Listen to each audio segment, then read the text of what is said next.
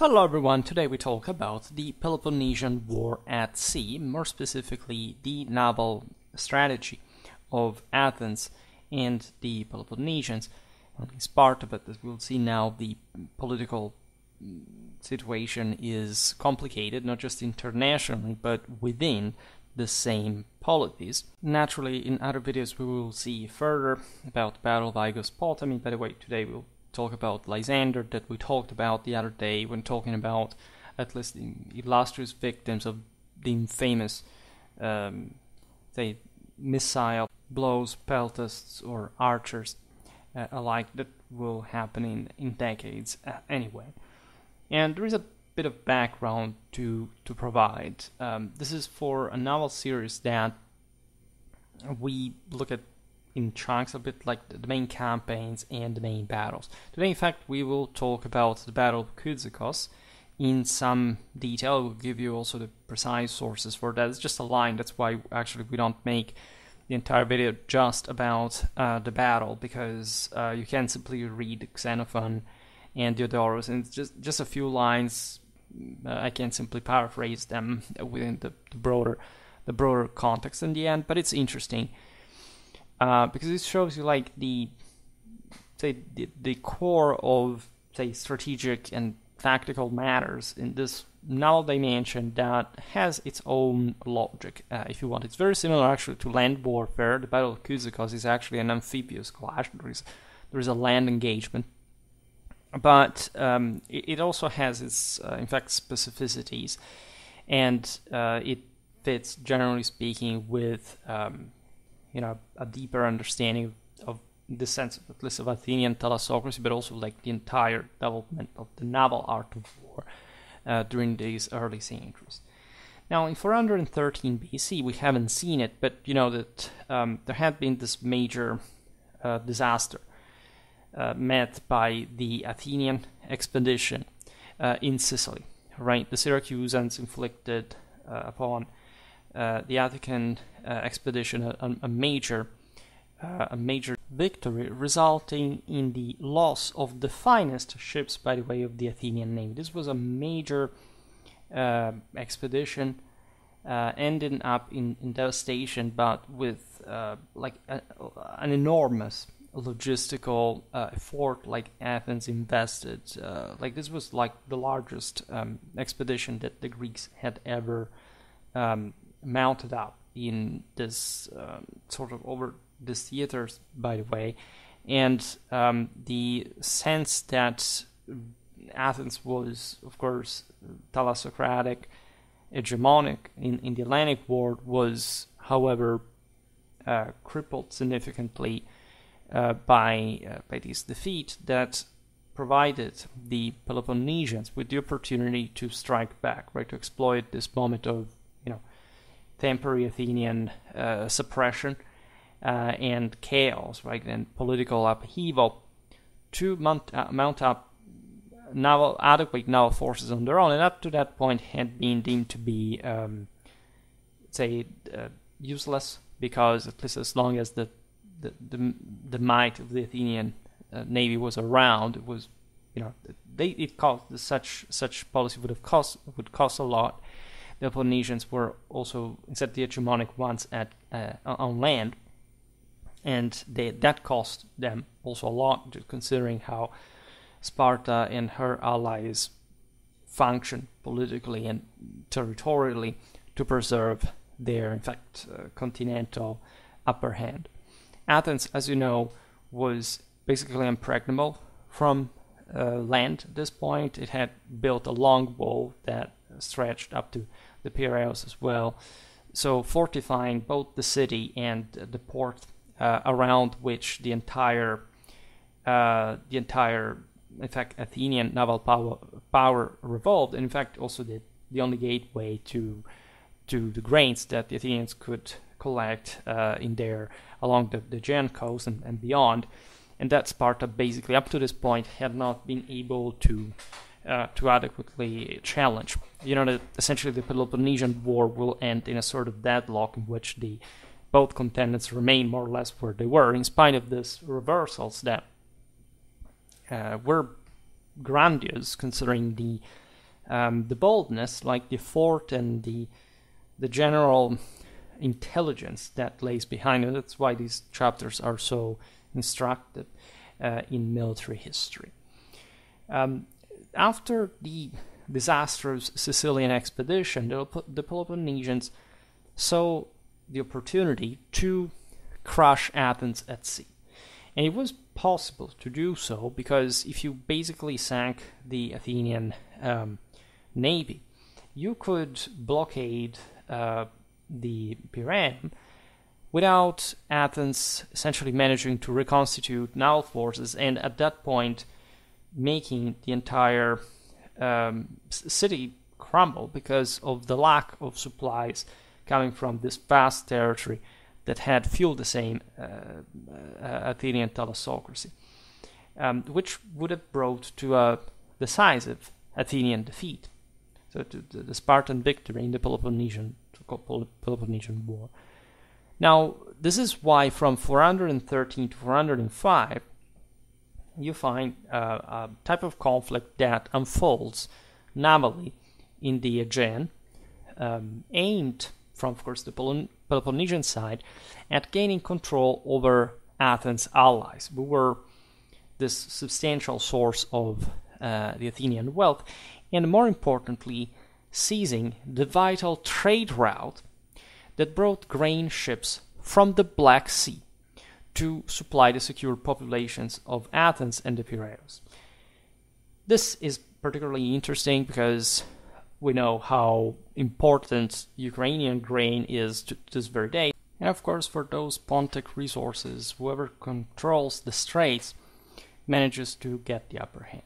So, given that that was already the major source of food for feeding the mob of Athens, it was also the one providing with the sailors constituting the Athenian navy, striking at the straits, trying to properly block the Athenian crossings by essentially winning over the local coastal cities to the Peloponnesian coast, was the easiest way to get Athens on her heels. However, the intention, as we've seen, was as straightforward as difficult the strategic task was, right? Which was even further complicated by the sort of shaded and shady political background of the entire surroundings. Of course, Athens and Sparta did not exist in a vacuum, but nor the Hellenic world as a whole. There were essentially four distinct factions operating here across this world. First, you would have the Athenians, as, say, the Athenian establishment that dominated through also like their shipbuilding and, as we've seen, maritime clienteles, the actual power on the Aegean islands. Right, these were the people who knew how to provide the means for maintaining that force fit to control essentially the coast of Ionia, especially. That was sort of more developed, and the one that, as we'll see now, was technically within, at least ambiguously, the Achaemenid Empire. And this establishment incarnated the preeminent naval force in Hellas as a whole, in spite even of the Sicilian debacle, and we'll see now the other challenges. This establishment, however, was not homogeneous. In fact, some Athenian oligarchs that had also some broader, let's say, for example, landed interests, like it's not like these oligarchs at large live just of sea trade, right? This was always based and unavoidably connected with landed property, with agriculture, right? And so there was an interland dimension of Attica that connected this oligarchy, in part at least, with the Peloponnesian War, right? It is to say that some Athenian aristocrats were sympathetic and also sharing ties fundamentally with Sparta and her allies in the Peloponnese, because the idea was that it's not that they liked in particular that faction, but they could play within the same Athenian policy by saying, okay, well, if there is a more say straightly hegemonic sort of maritime party, because obviously Athens sort of depends on that, we can say pull the rope a little bit and say show that there is also the other side of the story. There are some groups within Athens that are also not particularly content with the socio-economical implications, for example, of having a navy. This was true since the Persian Wars, the rise of the lower classes. So whoever could or would want to invest, including the enemies of Athens, in these guys and making them richer in the process and giving them more political power, well, they would. And some of these would just, you know how politics really works. Again, they would have, in part, not, some would, right, but others at large would not betray Athens as a whole. They just, however, would aggrandize themselves through this sort of edgy orientation. As we've seen, the other side, the one that, of course, invested everything in the maritime dimension, was the most, in fact, fleet-based one. Those who consistently invested in the further expansion of Athenian naval power. You've seen it with the Sicilian expedition, with the relentless effort also from the Athenian side to choke somehow the same Peloponnese, which even for Athenian forces was not easy from sea, and had also ended in sort of not always successful enterprises. The main problem is that you have so many polis that have within themselves their own parties that can sort of switch side depending on the circumstance, taking over and, say, opening that port or the other. All these polis at large at least are on the sea. So it's difficult to simply isolate completely, like, for example, a landmass like the Peloponnesian one that is also somehow autarkically self-sufficient, and or at least can afford to rely on a lesser access to the sea. Whereas Athens, it does depend on the fleet, as we've seen, a very specific naval body that, if taken out, can make Athens lose a lot, quite fast and quite dangerously, especially with, again, a superior, actually, Spartan Peloponnesian army at her gate.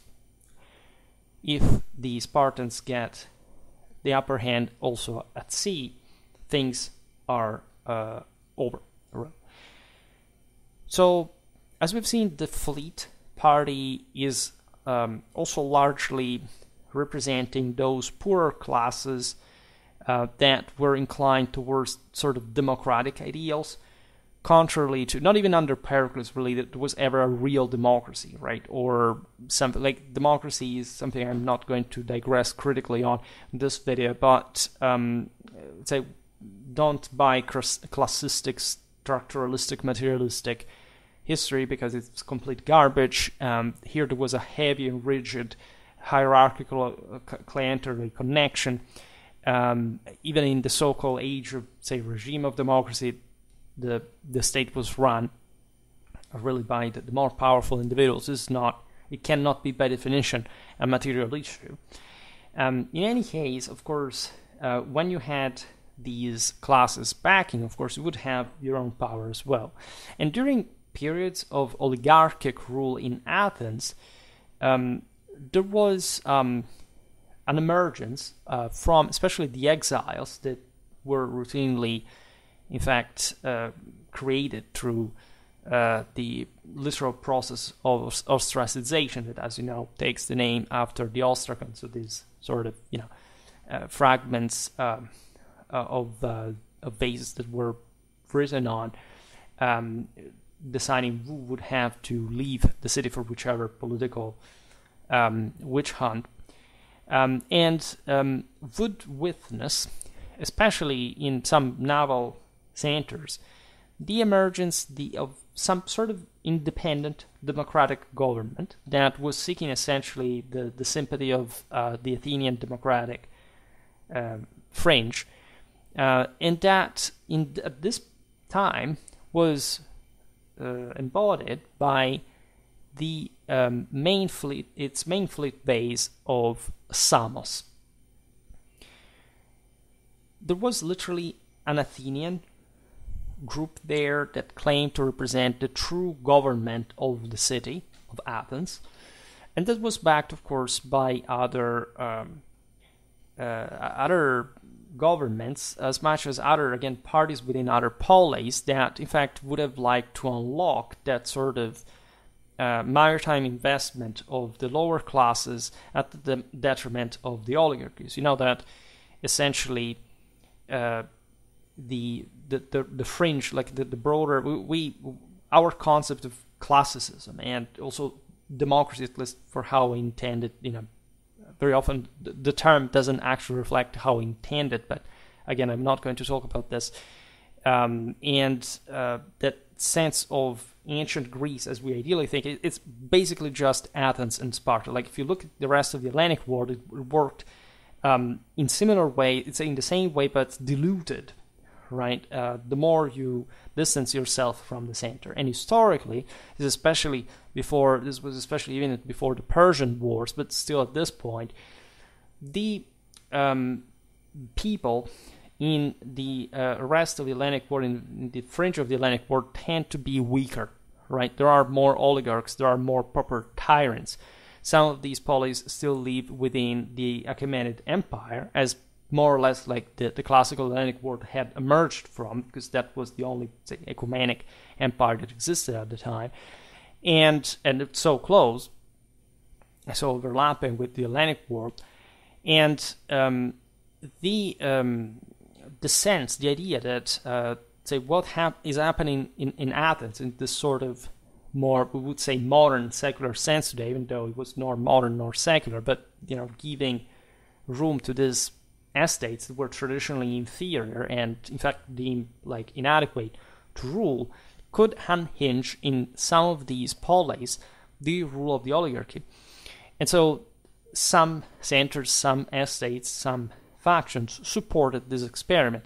And this Athenian, say, government in exile in Samos specifically, it was an important naval base, right? It literally embodied that sense of naval capacity that could be replicated even outside of Athens. This is a very important issue, because Athens did not rule thalassocratically in sort of a democratic fashion at all.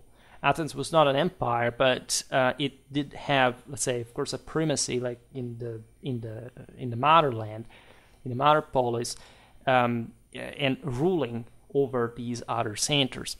So from one side you have that. From one side you have, say, the Spartans trying to unhinge instead, especially the local aristocratic party, and getting also the in fact the Achaemenid support that sort of fostered it in some sort of feudal way, to trying to co-opt the Hellenic elites, and therefore preventing, actually, by coming out of the Athenian faction, of the Athenian say, domination, like a greater control on the people.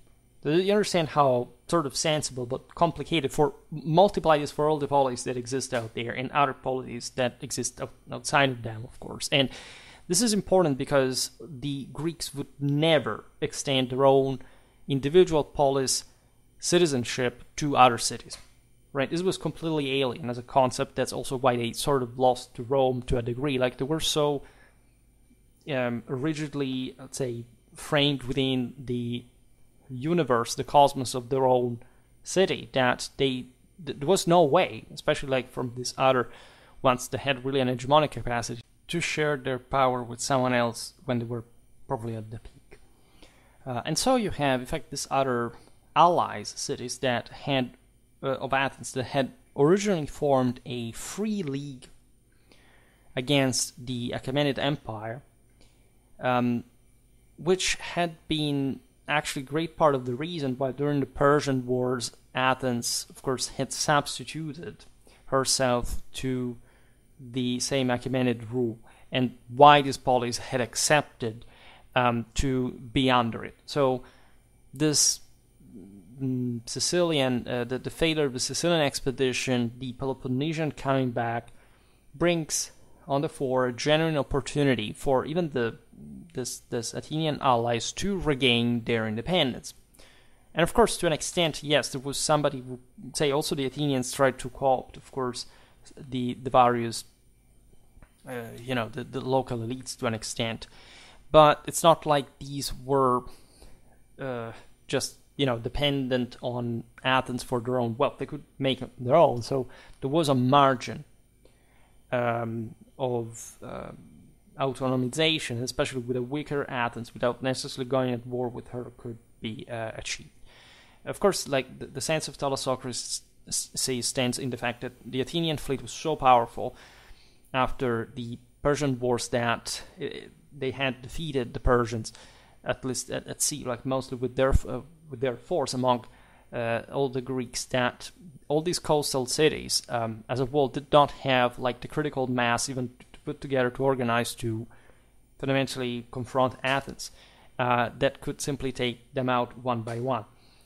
And so that's how this hegemony had been established in the first place. And of course Athens, we will see it in our videos, was crashing periodically some attempts, if not a revolt, probably a regime change, etc. So that's also what we're looking at now. I mean, the same Syracuse as the strongest city in the Hellenic world had become like a major issue. Like the Sicilian grain was that sort of like an alternative market compared to Athens. So we'll see about that, because in other videos we talk about Syracuse in some videos, especially in the clash against the Carthaginians in Sicily, but there is all this other connection with the Hellenic motherland, with Hellas. Now, the Peloponnesians, as we know, were chiefly led of the Spartans. It's not like the Spartans controlled all the Peloponnesians. There were different, as you know, degrees of subjection to Sparta, but there were properly like free polis that engage in this alliance with the Spartans without being subjected to her. The Spartans, again, I would like to have talked a lot more about classical Hellenic warfare at this point, but that's how we go step by step. And I think I'm saying like pretty notorious things. Was the traditional military leader of Hellas, right? They had the highest military standards. They essentially had the higher collective training that they could maintain by lording in a sort of feudal fashion over the surrounding populations, exploiting the local slave. It was not such like a viciously, say, slave-based sort of exploitation of every possible resource. It was actually a very interesting balance and stratification of this power in a very organic, traditional fashion. Sparta was, in many ways, the city that had maintained like the truest sense of, for example, sacred royalty according to the Indo-European standard. So Athens was also a different anthropological method. That so in this sort of almost Untermenschen, rowing in the triremes, something that almost understandable for a Spartiate that incarnated a lordly heroism, right? And there is all like a difference that we'll talk about in other videos. I talk about, for example, Spartan drill already. We talk about the Athenian cavalry, but there is really a lot to say more. I made a video about the Battle of Leuctra a bit later. Not much, actually, like a few decades, but it's such a well-scanned sort of timeline here that, yes, we are in the Peloponnesian War. It's a different time. It's a different year. And things were yet to change for arriving there. In any case, the Spartans, in this sense, commanded also. They provided probably with the leaders of the fleets, the admirals, also for their allies, right? Albeit contributing only with a minority of ships. And this tells you how morally superior the Spartans were, because of just the deterrence that the Spartiatai could provide without even needing to move against this other Peloponnesian centers with their army by land. And of course, mirroring also the fact that it's not because Sparta was a more sort of terrestrial power that military logic or the art of war does not apply in their culture, like as far as maritime warfare is concerned. And actually there is, however, a paradox in here that the Spartans themselves were not so much anti-Athenian compared to some of their allies.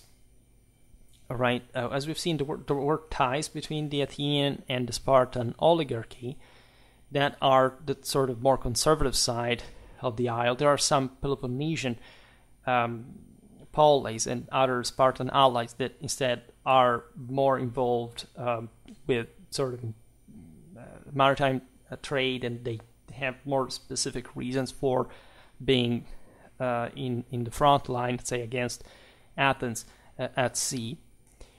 And when, for example, like the Sicilian expedition had failed, Sparta had successfully imposed relatively moderate terms on, say, with the Athenians to be pursued by her same allies. And the reason being, of course, that after that major Athenian debacle, the Spartans were sort of negotiating with this inner party of Athens as well, so they were the ones that would get something more in exchange. Because in a sense, as we just observed, yes, the Spartans were morally superior in their alliance, were the true leaders of the situation, but the mere fact that they would put at sea less ships than the one of their allies altogether tells you, if you sum this to the Athenian navy, how sort of truly isolated they would have been had they lost the sympathy of both sides, right? So they had to be careful as far as their own allies were concerned, and still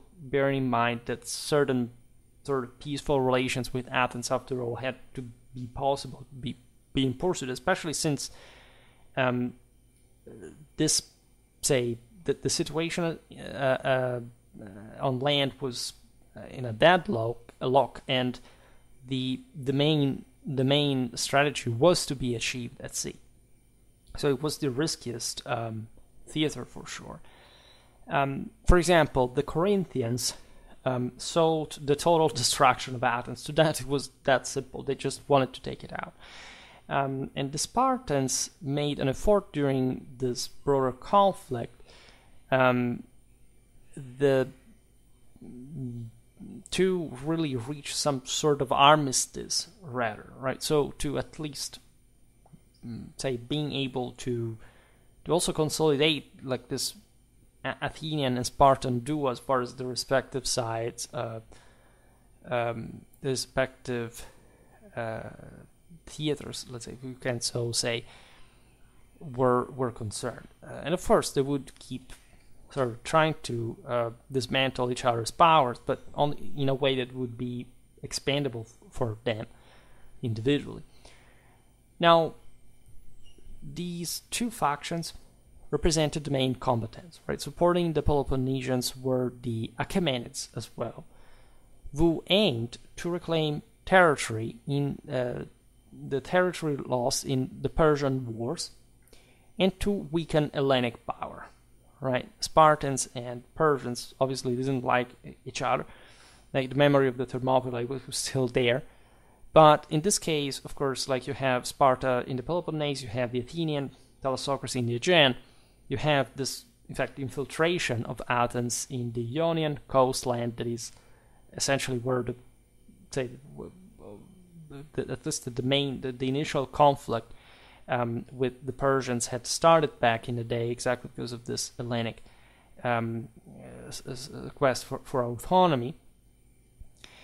And it's all a very ambiguous situation because the Persians are still very powerful. And while the war goes on between Athens and Sparta, essentially the Persians can deflect like a major Hellenic force, like it would be in fact the Macedonian one after Hellas was tamed in the south.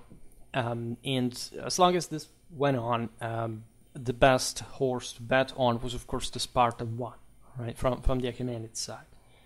The Persians wouldn't provide a fleet in this context. The easiest way to operate here was essentially extending seemingly unlimited subsidies to one side or the other depending on the situation as well, because the balance would change. And remember, there are parties within the same polities that must be oiled in a way or another. Since the end of the Persian Wars, essentially the Achaemenids hadn't made any attempt to mount up, say, major expeditions to the west, also because it cost a lot. It was a terrible scenario, and in general, like the wars had settled the matter largely, at least as far as the Achaemenid capacity to reinvade Greece was concerned. It was easier to pay, right, to show, after all, that the Persian Empire was fairly tolerant and that the Greeks could be co-opted in a way, and the entire sort of degree by which this is true also in the Achaemenid army. We'll talk about it more and better, also talk more about Xenophon and Abyssus, just give that example of how, say important Hellenic military culture would become for the Achaemenids. Alexander's greatest, toughest rivals during the invasion of the Persian Empire were the Hellenic mercenaries, as a matter of fact, the hoplites proper.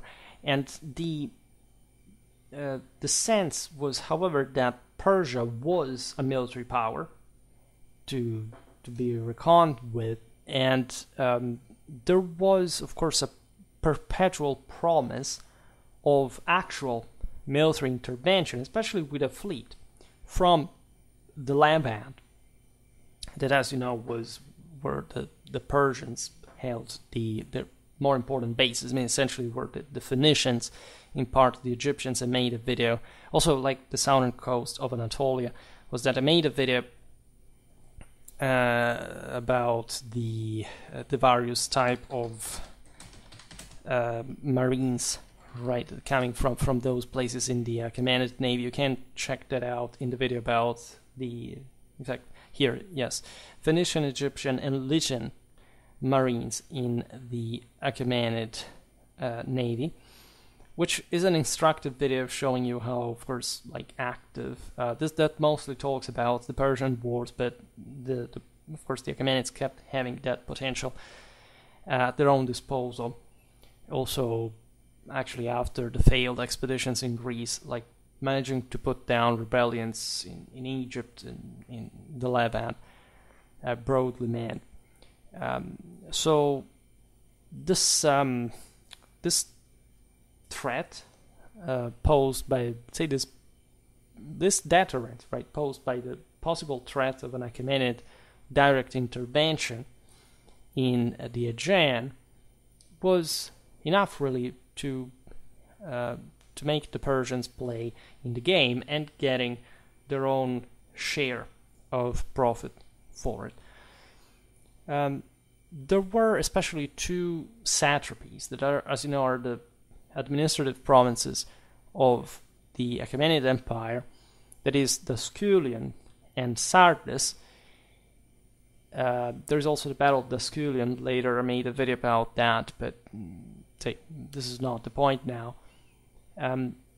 That were the most involved historically, especially Sardis. That the Greeks had even marched on that and razed it to the ground. So at the point that had been a major deal, like triggering the Persian Wars, and these were, in fact, areas projected towards the Ionian world, and therefore the gateway to the empire. And areas where, in fact, there was a lot of ambiguity, of hybrid, of course, also double playing, like meaning that these satraps were also like heavily involved in a personal sense in Hellenic affairs. In any case, these were also the representatives from the central government of the King of Kings.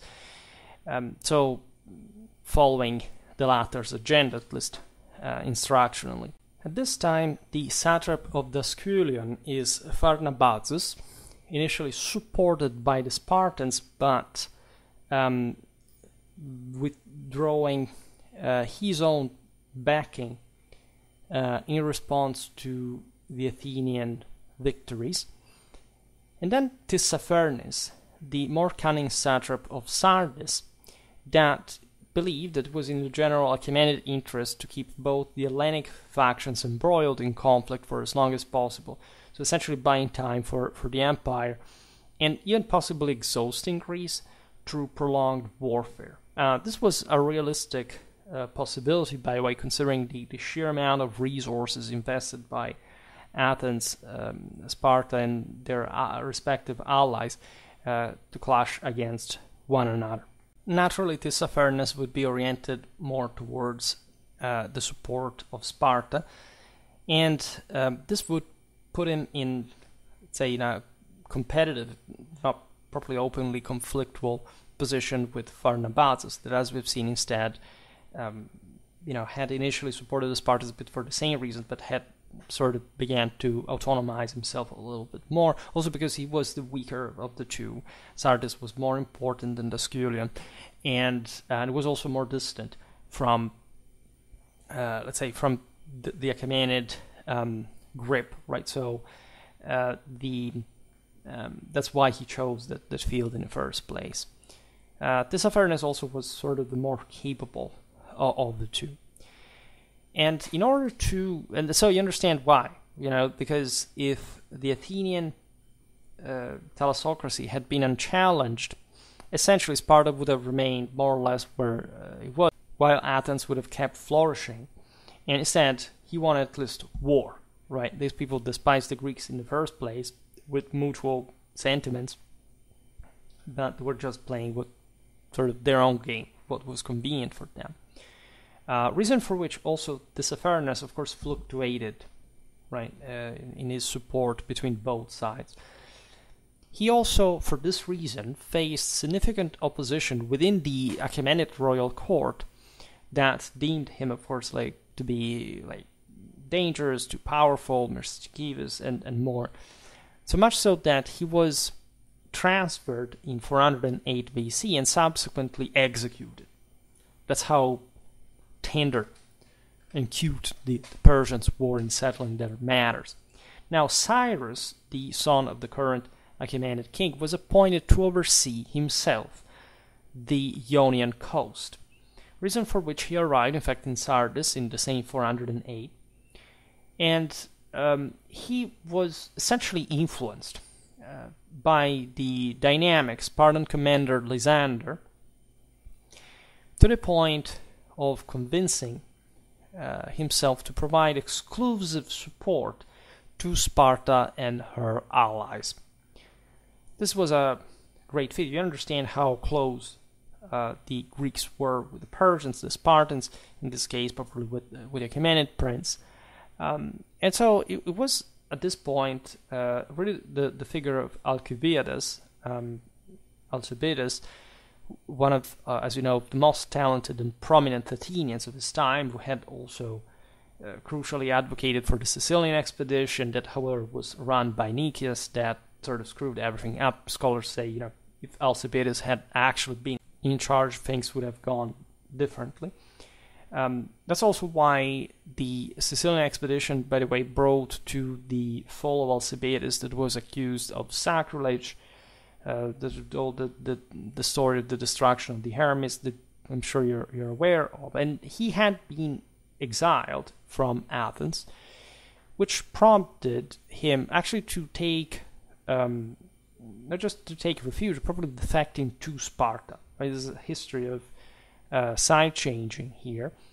In Sparta, Alcibiades, in fact, played a key role in instigating revolts among the same Athenian allies. We are in 412.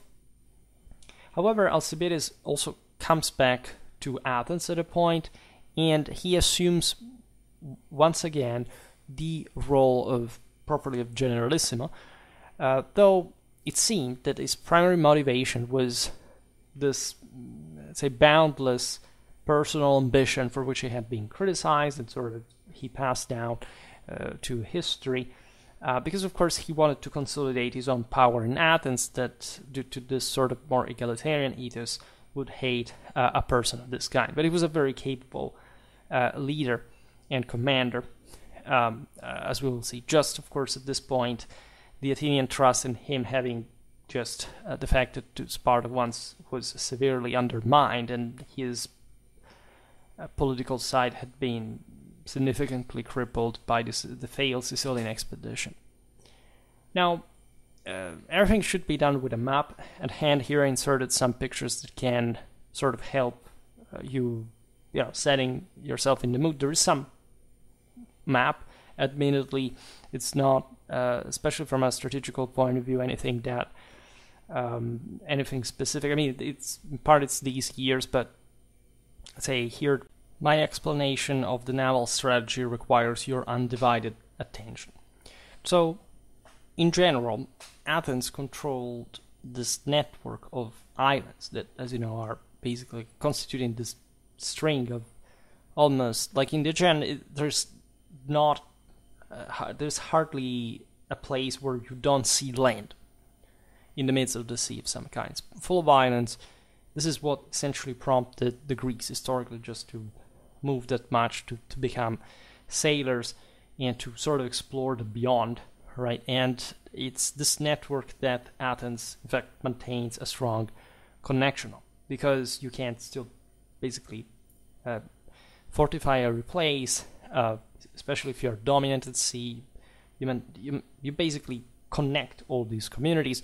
It's what we've seen basically in the same places, by the way, with the Italians in our medieval history videos, like at the time of the maritime republics, right?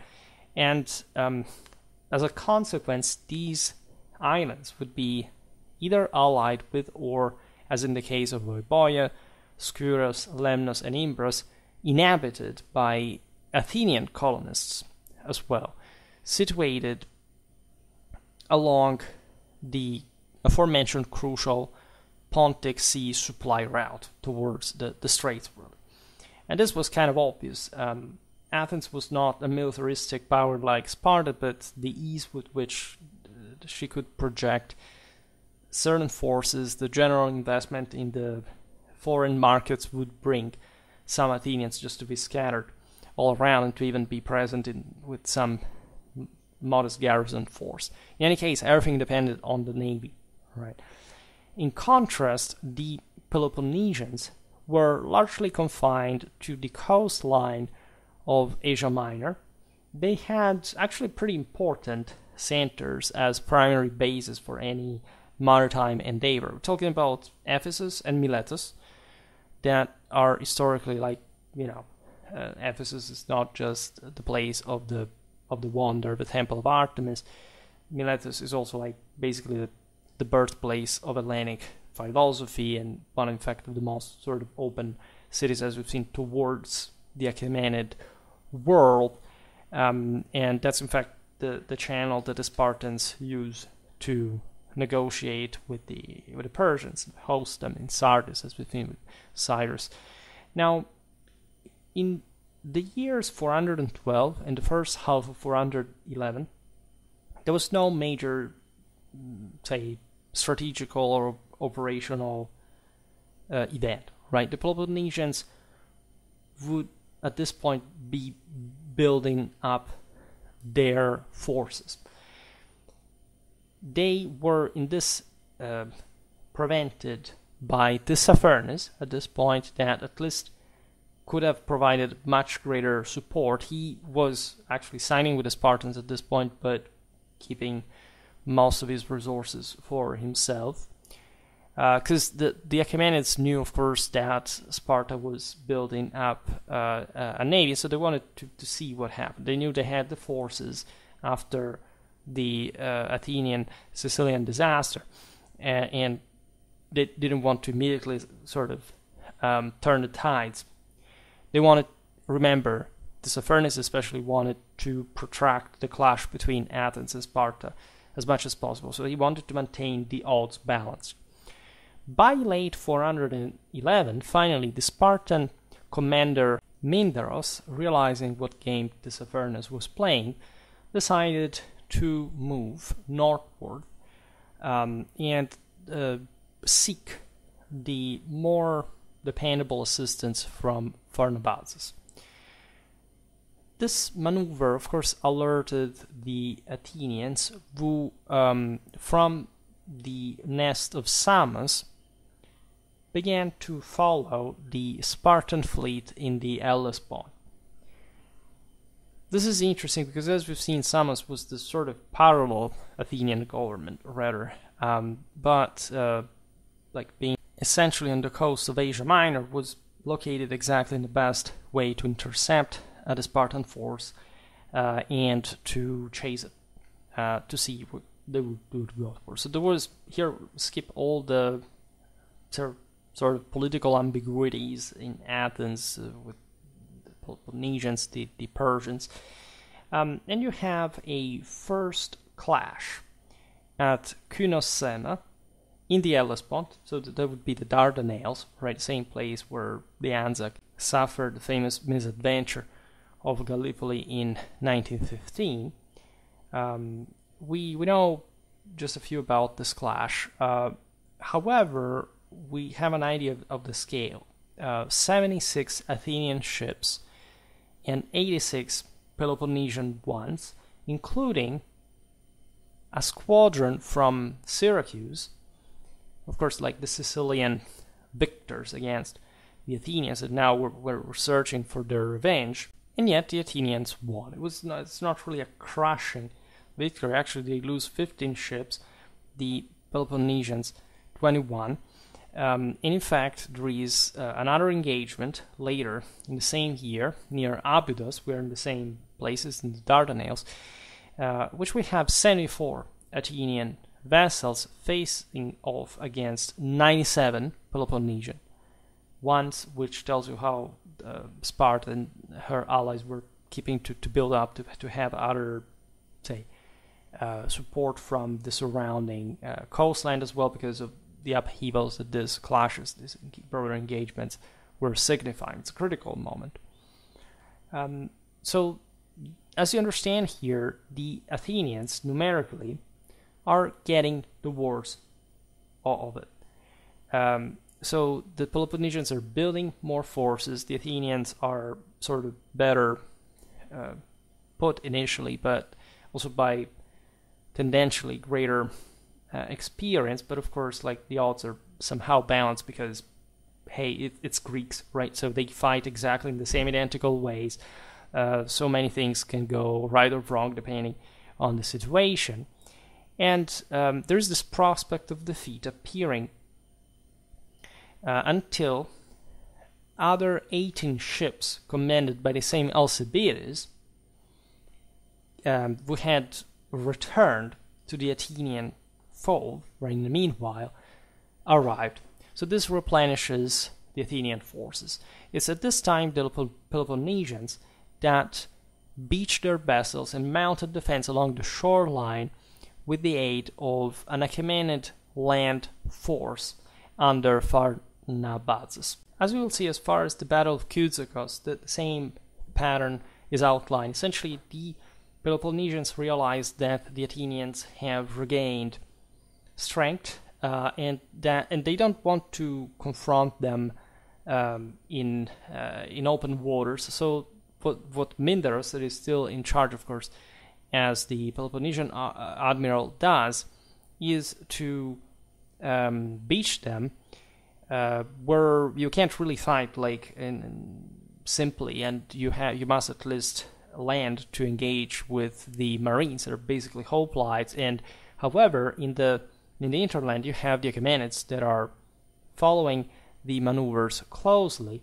and from the satrapy of Daskylion, in this case, are providing help to the Spartans to essentially outpower the Athenians were they to land.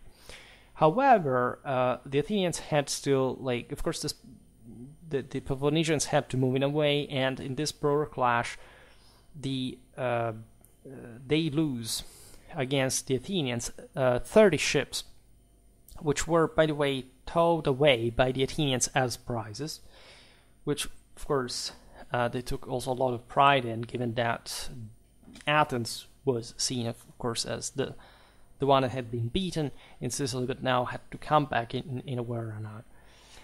This aforementioned victories significantly boosted Athenian morale and confidence in naval superiority. In fact, they regained that sense of honor, also lost from the disaster in the West, and this essentially shifted the strategic balance in their favor for the following year.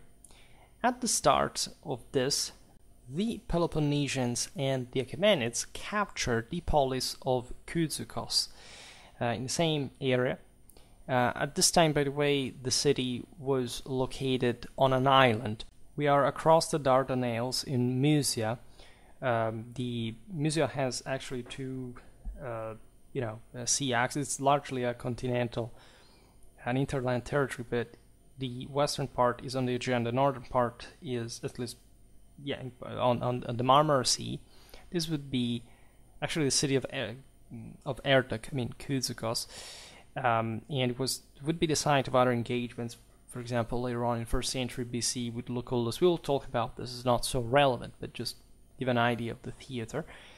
At this point, the Athenian fleet was scattered, which was normal during winter, because they had to resupply more tightly, right? And say there was hardly around like a single city that could host all this entire fleet. So these are big for the time. And this gives you also the dimension how powerful Athens alone, and plus of course there were allies of sort, but it was like the greater effort was made by Athens also logistically in at least in the logistical organization. This polis provided with that help as well, and one of the Peloponnesians to say that a single polis alone couldn't quite resist the might of this force that contained, of course, we'll talk more in depth about the Hellenic trireme at war, like conquerors number, as we've seen, not just of rowers, probably of marines, and so of hoplites that fought like on the decks, like they would fight, well, not quite literally as they would fight in open field, but almost like, especially at an individual level. Now, knowing of the fall of Kyzikos, the Athenians regroup and cross the Dardanelles at night. And after leaving their sailing gear on the island of Peloponnesius, which is normally, as we've seen, what happened, the sailing gear hampered maneuvers during battle. It was risky, could be set on fire. It simply made the ships heavier, and that's instead where you need to ram as intensely as possible. So absolutely topping the performance, the synchrony, and so on, like being very very precise, very balanced as far as the momentum is concerned. Like the Marines on deck were properly trained to shift on it, depending on probably the type of maneuver during ramming, especially.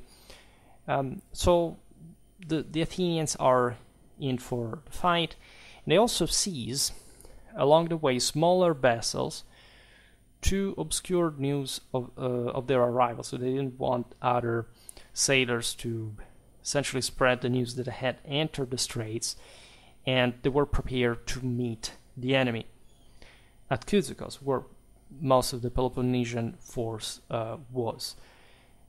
Now, it's winter.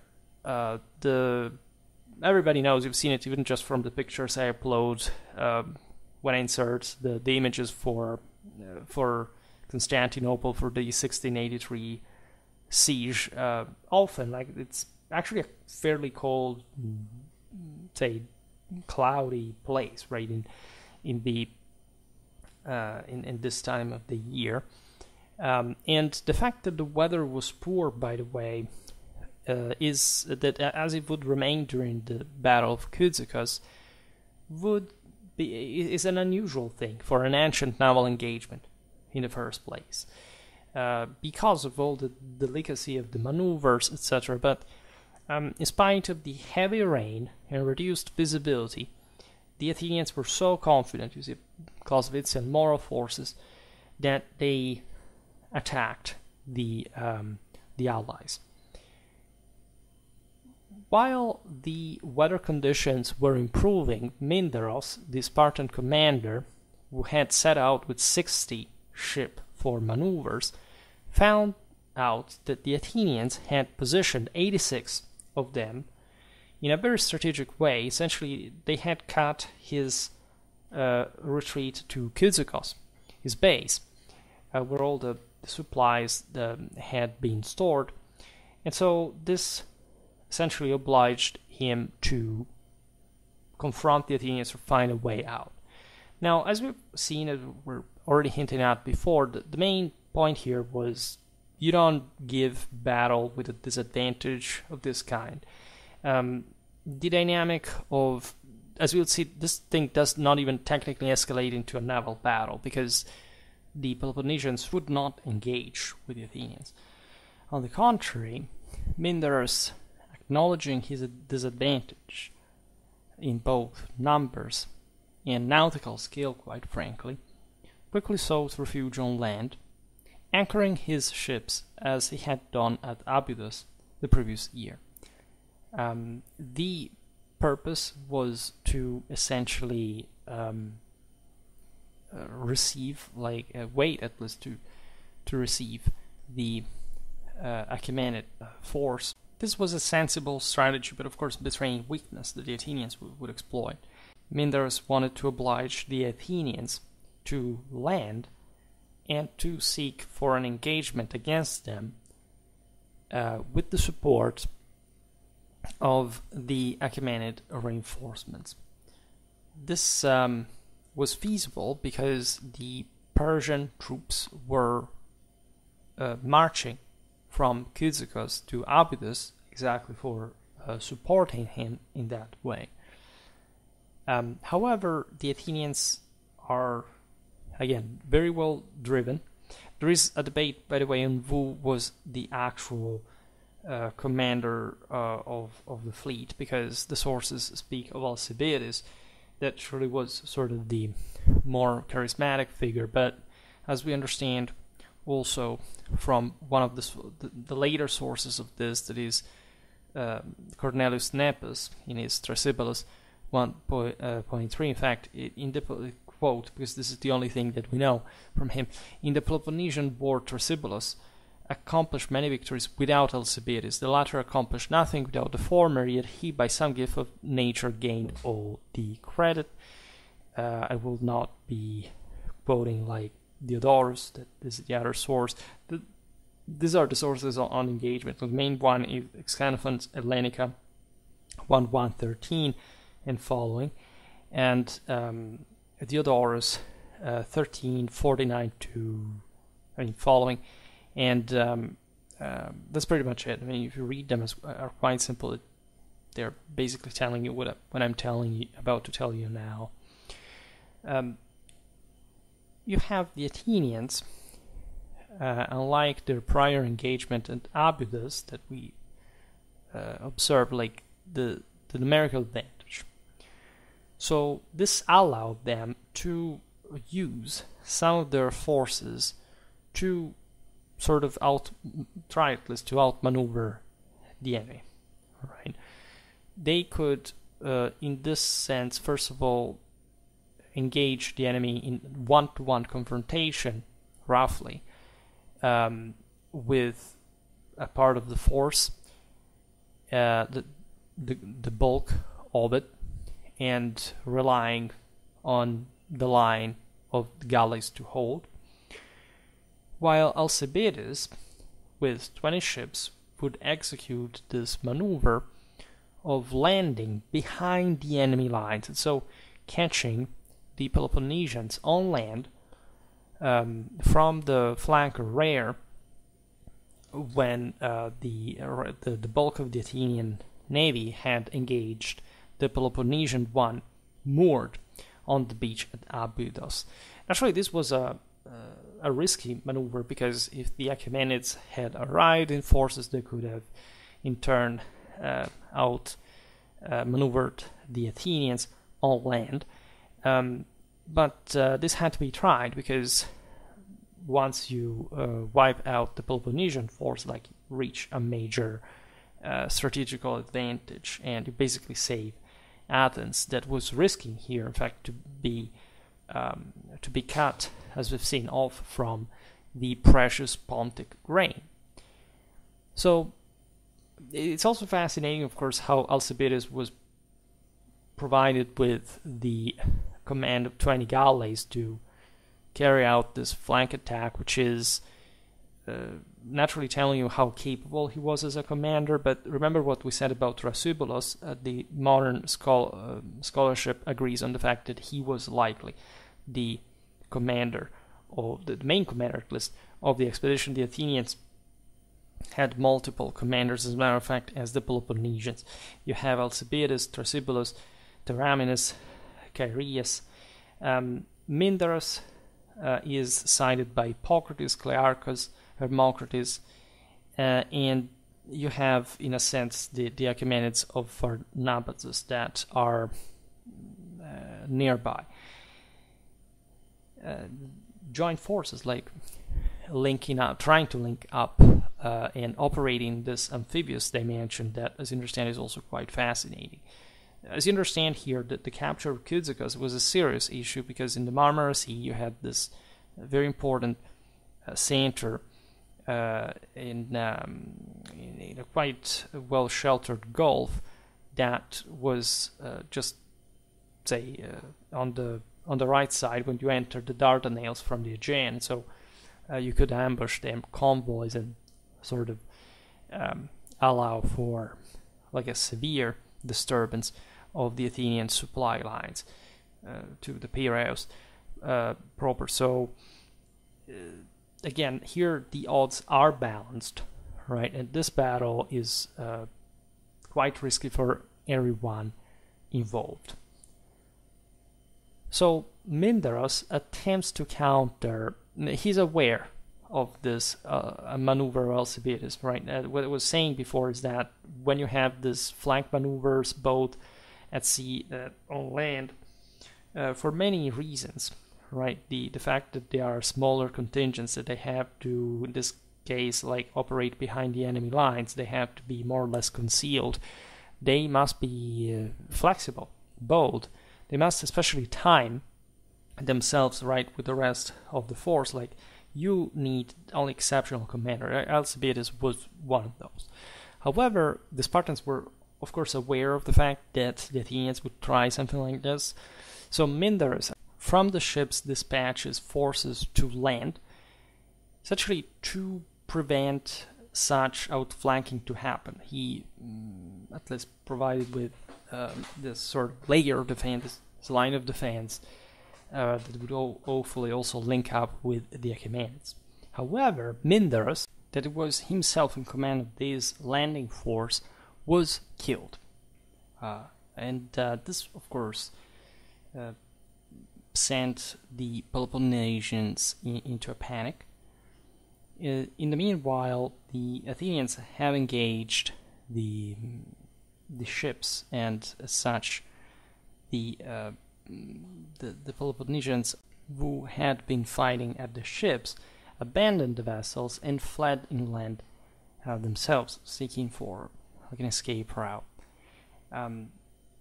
Had Alcibiades disembarked all his marines and the rowers from 2 or the 3 ranks of oars, he could have landed something like 200 hoplites, 80 archers, and up to 2,000 lightly armed horsemen.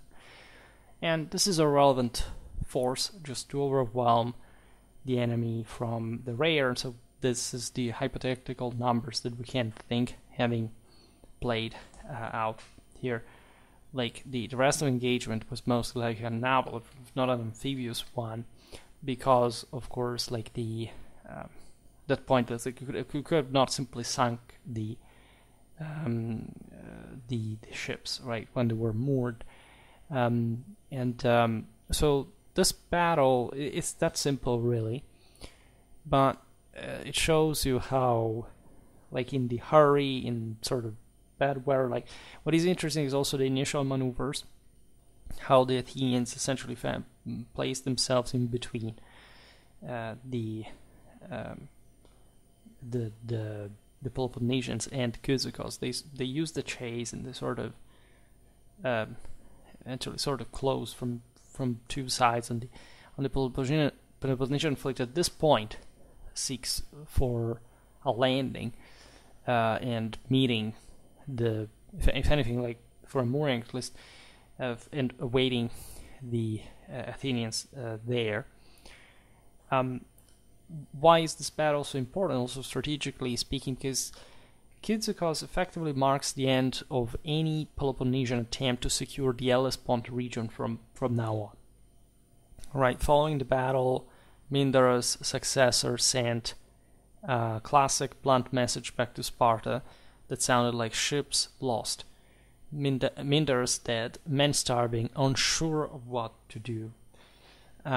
Because of, like, the interesting aspect, men starving, because of course this took place in the bad season, and there were all these forces that without naval support, consider here that the Peloponnesian Navy had been knocked out, so everything like around the Aegean had basically, say not literally everything, but most of it had fallen back into Athenian hands, which prevented the Spartan army on board to be properly supplied, right? So just imagine like being broken, having met with this terrible defeat, having suffered losses, and having really been broken in a way that you don't even know how you're going to be met when you come back home, and it's an incredibly broken soul. So much so, by the way, that, as you know, the Spartans were not particularly, in fact, chatty. We use the term laconic for a reason. And in fact, they don't even answer, right? Rather, Sparta extends an offer of armistice to Athens, which, however, now was turned down. Like saying, you wanted to bother us, exploiting the situation, now you got destroyed, now we're going to take all of it, right? And so, in the following 3 years, the Athenians, of course, concentrated on Greece, rather.